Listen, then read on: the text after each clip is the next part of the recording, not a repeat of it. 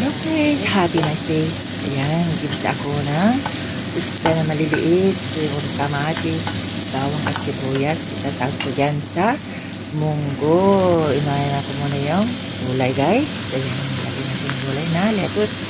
Kasi wala na akong ibang gulay, kaya yung lettuce na lang ang nilagay kong sahog ng aking munggo na nilagang munggo. Ayan guys, nakakaulam kasi ako ng munggo na guys, na ulam. Kaya ayan guys, nilagyan ko siya ng lettuce. Halo-haloin. Ayan, hinalo-halo na natin. Luto na yung ating gulay. Ayoko kasi ng masyadong guys, gusto ko medyo crunchy yung gulay guys. Kaya ayan, konting-konting luto pa yan at maluluto na ang aking ginisa na lettuce na may hipon, kamatis. Ginisa ko siya sa bawang at sibuyas. Simpleng ulam lang guys, pero sobrang sarap. Ang sarap-sarap ng binigyan ni Marie siyang maliliit na isda. Ayan, may ulam na si Sweet Mal. Sobrang sarap. O, luto na. Diba guys? Simple, parang salad na siya guys. O, salad na gulay. Ang ganda. Yummy, yummy. Sobrang sarap ng aking ulam na yan. Usok-usok na naman yung tiyan ko niyan. Ayan. Luto na yung gulay natin guys. Pwede na natin siyang ilagay sa ating nilaga na munggo. Yan po. Yan. Halo-halo natin muna siya guys. Halo-haloin. Sobrang sarap nun guys. Ano siya, crunchy. Ayan. Crunchy yung gulay ko na yan guys. Ang sarap.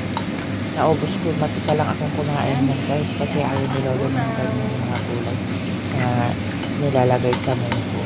Ayan guys, luto na. Pwede nang ilagay sa munggo. Ayan, o diba?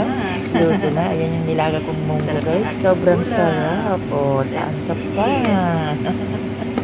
Yan ang aking ulam for today guys. Ang nilagang munggo.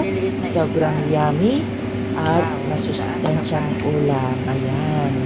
Talagang ang Pilipino ay mas siya, discard ma-discard ako guys kasi nakakaulam na ako ng balatong.